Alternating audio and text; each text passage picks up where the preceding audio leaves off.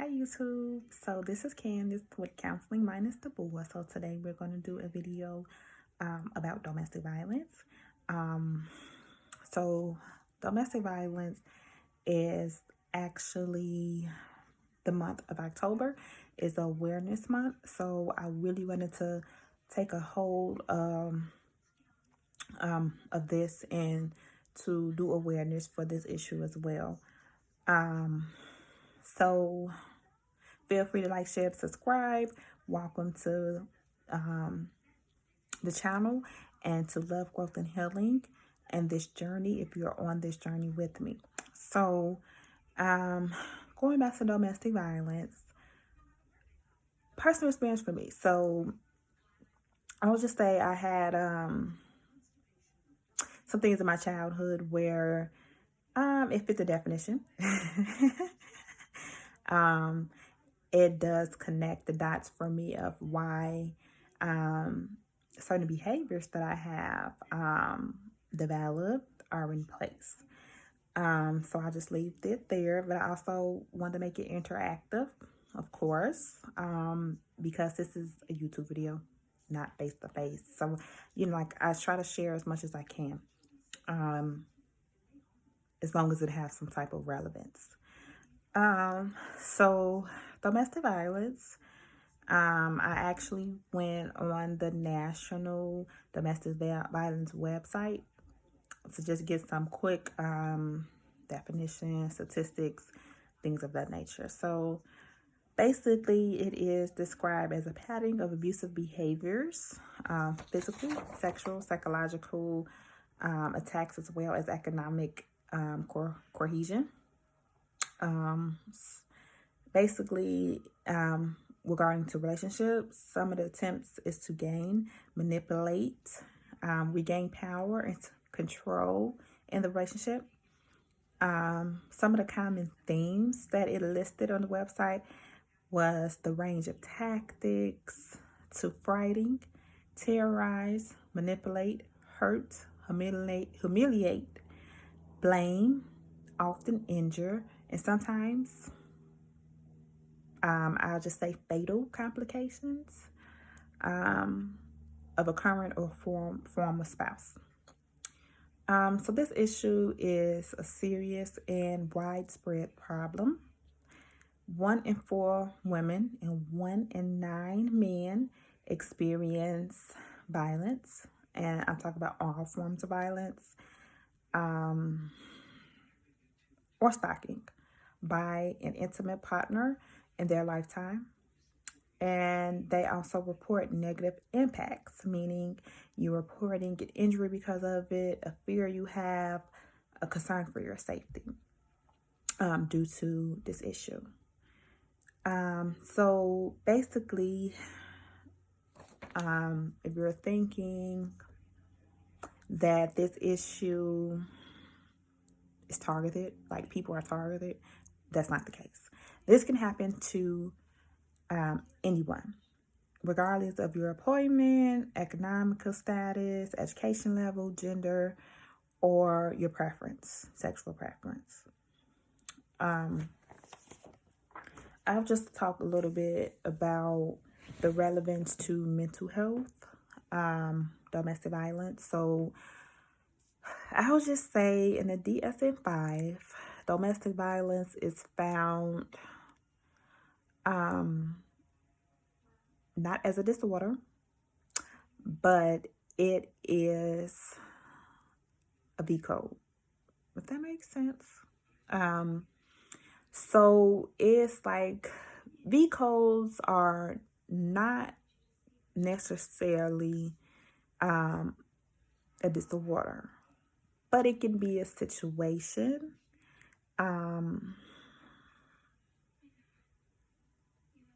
It could be a situation that you're going through. So, example, it can be domestic violence. It can be occupational. It can be medical. So you kind of got to take these V codes into account with the mental health disorders.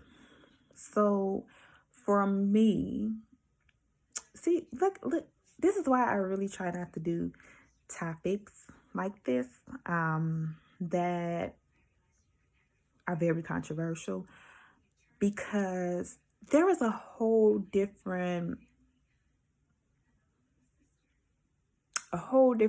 feel. Like in this video, I'm very serious. I'm really just trying to, yeah, it's just a different tone. Usually in my other videos, I'm laughing and I'm, showing a little bit of my personality, but this video is just, it's kind of tough.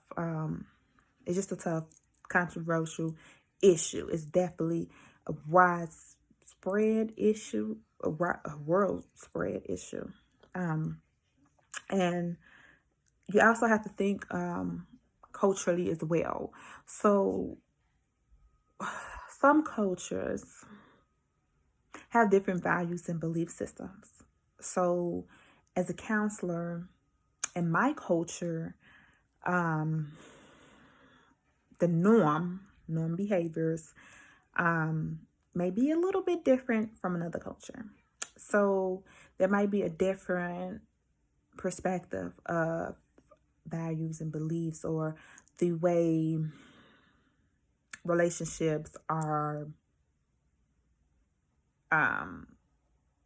patterns of relationships. So you also have to, when working with clients, you have to be knowledgeable about the different cultures and beliefs and their norms, behaviors, if that makes any sense. But going back to the DSM-5, so this is a V code. Like I said, it can go along with the mental health disorder.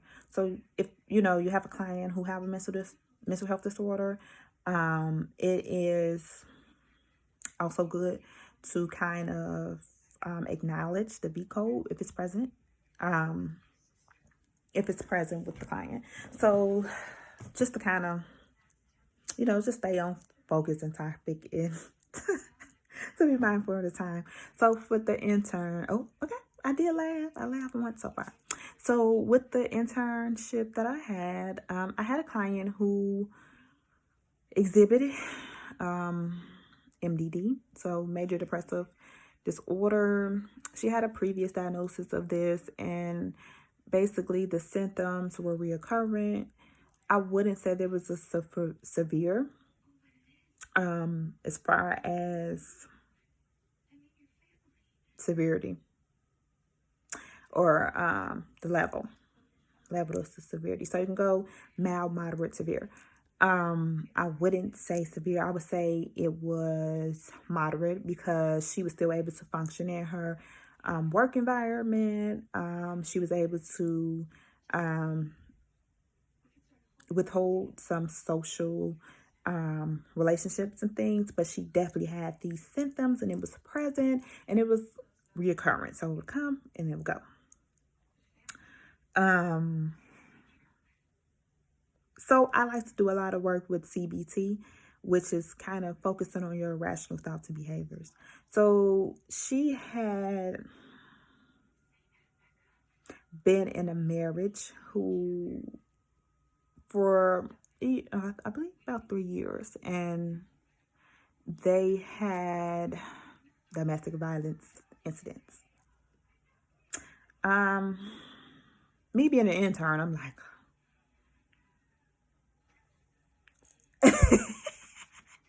but basically her goal was to focus on her MDD symptoms. So that's where we capped it to. It was more so about coping skills and setting boundaries and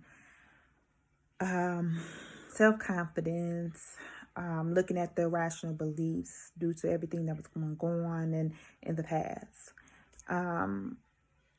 But for me, like I said, it was the MDD diagnosis, and then the V code, domestic violence, would be very appropriate for this client. So this is just an example of what I've seen in my internship and how it can be applied.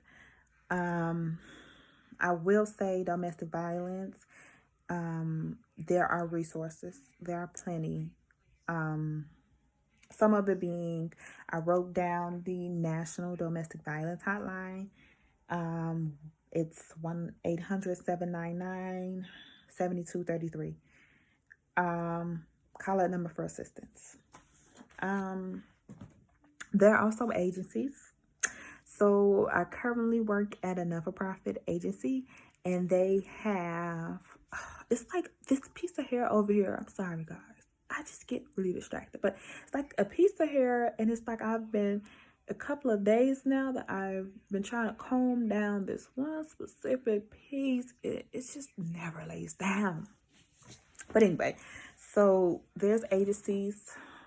Like I said, I work at a not-for-profit agency where they have resources for domestic violence. So they even have like a recruiter who go out and recruit different people who may possibly be going through these situations. They have resources that can be offered. So it can be counseling. It can be maybe you are like in a situation where you're trying to leave this type of relationship and you're needing these resources of establishing a new place to live, ending it, getting counseling, just getting wraparound services, period. So yeah, utilize the agencies. They have it. Even with the agency I'm at, the nonprofit, they have like legal things that, a legal program where you can get restraining orders and things of that nature. So just seek these resources. Use them if needed, especially in the time of COVID where your home may not be a safe place. So yeah, I wanted to point out there that even though that there are resources and services, I'll say, and this might be strictly my opinion, I have read it before.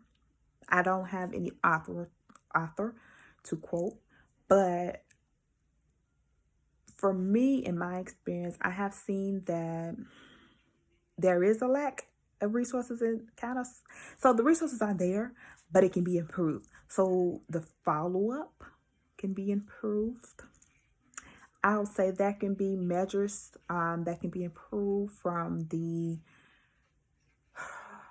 law side aspect, police, to protect victims and families. And then just, it's always good just to have more than enough resources of this nature. Because there's so many programs, but they're kind of limited by funding, or they're limited by qualifications, eligibility, things like that. So I'm like I said, it's better to have more than just enough in this type of area. Guys, I was really thinking this is going to be a short video, but I see that I'm kind of passionate in this area. Should I say counter transference going on here? Meaning the therapist is having emotions basically about client situation, basically. So I'm going to end it here. Like I said, this is just a video about awareness. It gives you some resources, gives you my personal experience regarding my life, regarding my experience I had with a client in my internship. So guys, I hope you found this helpful. And I'll just end it here. To all the victims, to all the, and I don't even like using that. To all the people who using that terminology, to all the people who are experiencing any of these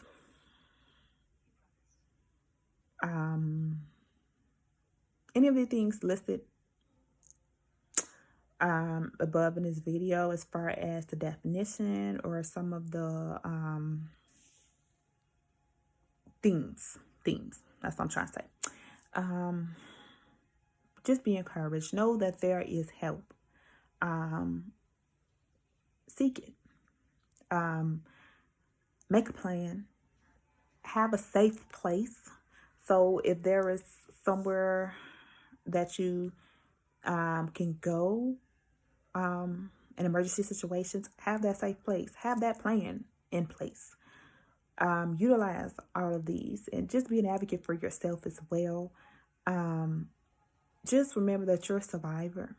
So every moment, just remember and refer to yourself that you are a survivor.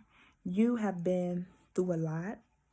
You've overcame it to this point of your life, and it's going to continue. It's going to continue. So I don't like to say victim. You're a survivor. I will just leave it there, guys.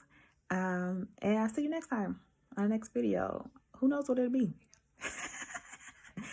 Feel free to like, share, subscribe, and then I'll see you next video. Feel free to request. Feel free to comment below and be very vague if possible. See ya.